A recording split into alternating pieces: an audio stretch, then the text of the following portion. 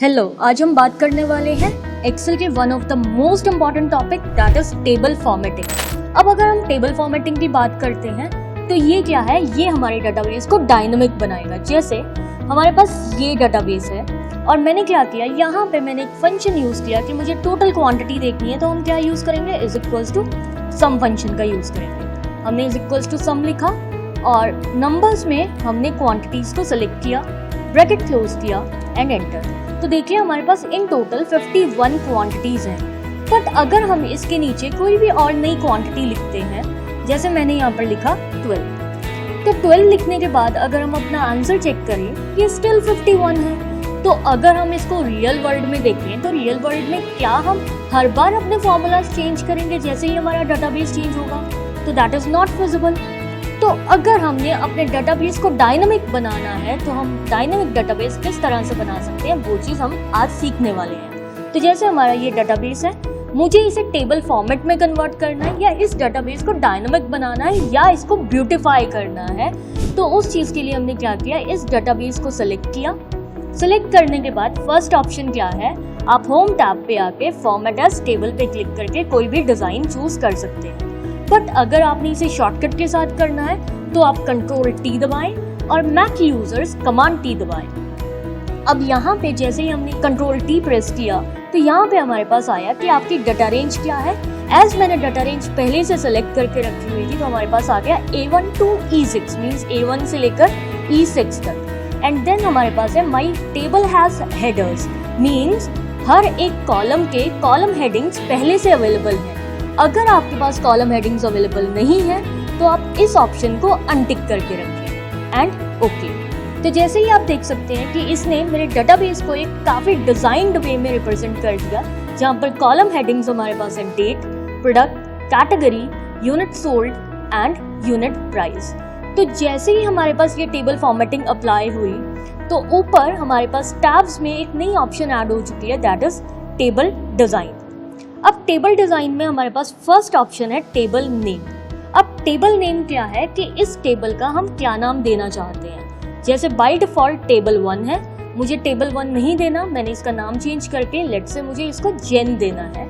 तो हम यहाँ पे क्या करेंगे, बैक स्पेस दबाएं और इसको नाम दे दें जेन, प्रेस एंटर। तो अब इस टेबल का नाम क्या है, जेन। अब इसका बेनिफिट क्या है कि जैसे मैं मार्च में हूँ, मार्च में जाके मुझे जेन वाले टेबल को नेविगेट करना है या जेन वाले टेबल को ओपन करना है, तो हम क्या करेंगे, नेम बॉक्स में सिंपली जेन टाइप करेंगे, एंटर प्रेस करें। तो जैसे ही मैंने एंटर प्रेस किया तो वो मुझे डायरेक्टली जेन वाले टेबल में लेके आ जाएगा। इसी तरह से अगर हमने कोई लिस्ट बनानी है, जैसे मुझे यहाँ पे जितने भी जेन टेबल में प्रोडक्ट्स थे वो चाहिए, तो हमने यहाँ पे इज इक्वल्स टू जेन लिखा। जेन लिखने के बाद स्क्वायर ब्रैकेट्स ऐड किए। स्क्वायर ब्रैकेट ऐड करने के बाद आप सिलेक्ट कीजिए कि आपको कौन सा कॉलम यहाँ पे पेस्ट करना है। जैसे मुझे प्रोडक्ट्स चाहिए, मैंने प्रोडक्ट्स पे टैब की प्रेस की, आपको एंटर नहीं प्रेस करना, आपको टैब की प्रेस करनी है। देन स्क्वायर ब्रैकेट को क्लोज कीजिए एंड एंटर। तो देखिए यहाँ पे जितने भी प्रोडक्ट्स जेन वाली फील्ड में अवेलेबल थी, जैसे laptop, office chair, pen set, तो वो सारी की सारी चीज़ें यहाँ पे हमारे पास मार्च वाली शीट में भी आ चुकी हैं। सेम वे से अगर हम यहाँ पे कोई एक नया प्रोडक्ट ऐड करते हैं, जैसे यहाँ पे मैंने ऐड किया कंप्यूटर, आप मार्च वाली शीट ऐड चेक कीजिए। तो जैसे ही हमने मार्च वाली शीट चेक की तो यहाँ पर भी बाय डिफॉल्ट हमारे पास कंप्यूटर ऐड हो चुका है। तो यहाँ पे इस तरह से हम एक डायनामिक लिस्ट बना सकते हैं। अभी के लिए मैंने इसे अंडू कर दिया। देन अभी अगर आप चेक करें तो हमारे पास टेबल डिज़ाइन की ऑप्शन अवेलेबल नहीं है। ये ऑप्शन सिंपली आपको तब अवेलेबल होगी जब आपका जो एक्टिव सेल है वो टेबल डिज़ाइन के प्रीव्यू के अंदर होगा। जैसे अभी मेरा जो सिलेक्शन है दैट इज D4 जो टेबल के अंदर है, तो इसलिए यहाँ पे मेरे पास टेबल डिज़ाइन की ऑप्शन भी अवेलेबल है। आप टेबल डिज़ाइन पे क्लिक कीजिए। अब नेक्स्ट ऑप्शन हमारे पास है रिमूव डुप्लीकेट्स। जैसे अगर हम कहें कि यहाँ पे हमें सिर्फ सिंगल कैटेगरी रखनी है, जैसे अगर हम चेक करते हैं तो हमारे पास फर्नीचर 2 टाइम्स आ रहा है, तो हम क्या चाहते हैं कि जहाँ पर भी मेरी कैटेगरी डुप्लीकेट हो रही है हमने उसे डिलीट करना है। तो हम क्या करेंगे, टेबल डिज़ाइन पे आके रिमूव डुप्लीकेट पे क्लिक करेंगे। जैसे ही हमने रिमूव डुप्लीकेट पे क्लिक किया हमारे पास ऑप्शंस आती हैं कि किस कॉलम के बेसिस पे आप डुप्लीकेसी रिमूव करना चाहते हैं। मैंने सबको अनसेलेक्ट किया और सिंपली कैटेगरी को सिलेक्ट किया क्योंकि मुझे कैटेगरी के बेसिस पे डुप्लीकेसी रिमूव करनी है एंड प्रेस ओके। तो जैसे कि हमने ये स्टेप किया तो आप देख सकते हैं कि इसने हमें मैसेज दिया कि 2 duplicate values has been found and remove, और वहीं पे जो 3 यूनिक वैल्यूज थी वो हमारे पास अवेलेबल है। तो इस तरह से हम क्या कर सकते हैं, डाटा से डुप्लीकेसी रिमूव कर सकते हैं। अभी के लिए मैंने अनडू किया। देन हमारे पास आते हैं फिल्टर्स। अब फिल्टर्स क्या है, जैसे देखिए हर एक कॉलम के अगर आप साइड में देखें तो ये एरोज आ रहे हैं। तो ये एरोज क्या है, ये एरोज हमारे पास फिल्टर्स है। जैसे अगर मुझे सिर्फ लैपटॉप का डाटा देखना है तो हम फिल्टर्स पे क्लिक करेंगे और यहाँ से लैपटॉप पे क्लिक करेंगे एंड प्रेस ओके। तो हमारे पास सिर्फ लैपटॉप का डाटा आ रहा है। बट आज के टाइम पे हम इन फिल्टर्स को बहुत कम यूज में लाते हैं बिकॉज इसकी जगह हमारे पास एक नई ऑप्शन आ चुकी है, दैट इज स्लाइसर्स। तो स्लाइसर्स भी क्या है, स्लाइसर्स एक फिल्टर का एडवांस वर्जन है। तो हमने क्या किया, टेबल डिजाइन पे जाके स्लाइसर पे क्लिक किया। जैसे ही हमने स्लाइसर पे क्लिक किया हमारे पास हर एक कॉलम की कॉलम हेडिंग्स अवेलेबल है। आप जिस भी कॉलम हेडिंग पे क्लिक करेंगे, ओके कीजिए, तो उस कॉलम में जो जो वैल्यूज अवेलेबल हैं वो सारी हमें यहाँ पे विजिबल हो जाएंगी। अब जैसे मुझे सिर्फ लैपटॉप का डाटा देखना है, लैपटॉप पे क्लिक कीजिए, आपका डाटा आ गया। मुझे ऑफिस चेयर्स का डाटा देखना है, ऑफिस चेयर्स पे क्लिक कीजिए, ऑफिस चेयर्स का डाटा आ गया। आपको ये जो फिल्टर्स अप्लाई हो रहे हैं उनको अनडू करना है तो यहाँ पे क्लियर फिल्टर्स की ऑप्शन है, आप इस पे क्लिक कर दीजिए।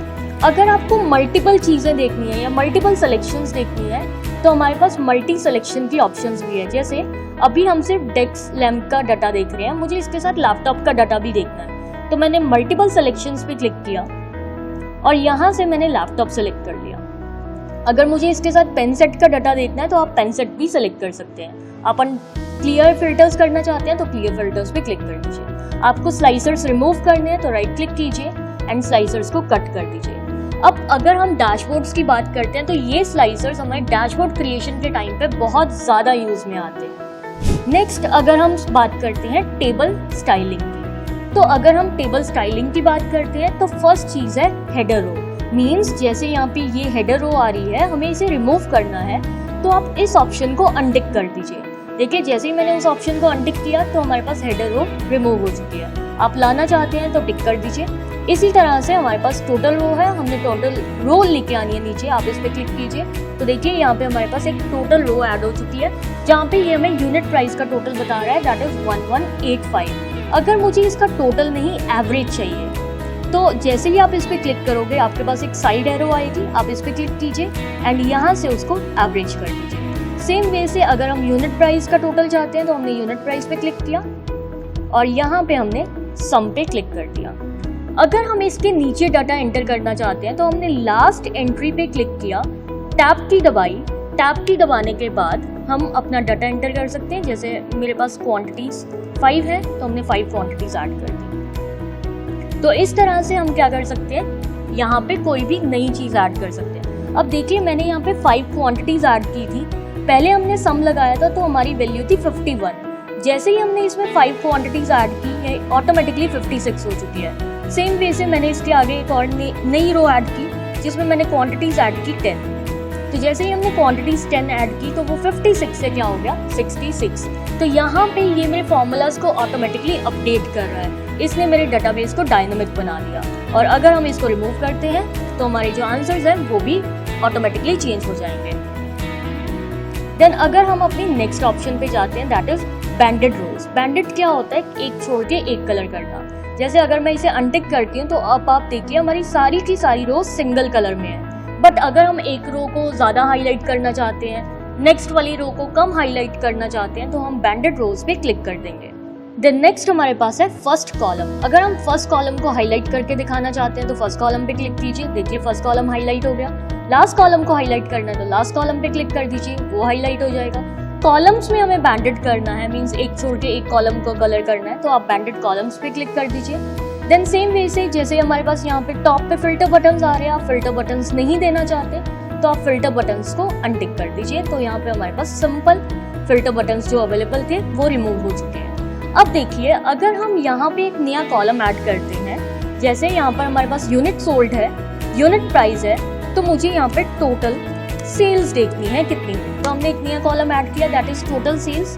यहाँ पे मैंने इज इक्वल्स टू दबाया, unit sold multiply by unit price कर दिया, एंटर। तो देखिए हमारा पूरा का पूरा कॉलम ऑटोमेटिकली कैलकुलेट हो गया। सेम वे से अगर हम कोई नया डाटा ऐड करते हैं, जैसे मैंने यहाँ पे कंप्यूटर का डाटा ऐड किया, मैंने कहा कंप्यूटर, ये हमारे पास क्या है, ये हमारे पास इलेक्ट्रॉनिक्स है और मेरे पास 3 कंप्यूटर्स हैं। एक कंप्यूटर की जो कॉस्ट है दैट इज 20,000। तो यहाँ पे 20,000 ऐड करने के बाद आप देखिए टोटल सेल ऑटोमेटिकली 60,000 कैलकुलेट हो चुकी है। मैंने मैन्युअली इसे कैलकुलेट नहीं किया। तो ये टेबल फॉर्मेटिंग का सबसे बड़ा यूज अवेलेबल रहता है कि ये हमारे कैलकुलेशंस को ऑटोमेटिक कर देता है। तो ये था हमारी इस वीडियो का पार्ट 1। अभी सेकेंड पार्ट में हम सीखेंगे कि अगर हमने ये फॉर्मेट्स खुद से देने हैं, मीन्स मुझे ये कलर्स पसंद नहीं आ रहे, हम कलर्स एंड फॉर्मेट्स खुद से देना चाहते हैं, तो वो हमारा पार्ट 2 में कवर्ड है। अगर आपको हमारी आज की वीडियो अच्छी लगी तो चैनल को सब्सक्राइब कीजिए, लाइक बटन दबाइए एंड बेल आइकन को दबाइए। और इसी के साथ डिस्क्रिप्शन में इसकी एक असाइनमेंट है, आप उस असाइनमेंट को सॉल्व करके देखिए। उसमें अगर आपको कोई भी डाउट है तो प्लीज़ कमेंट करके हमें बताएं।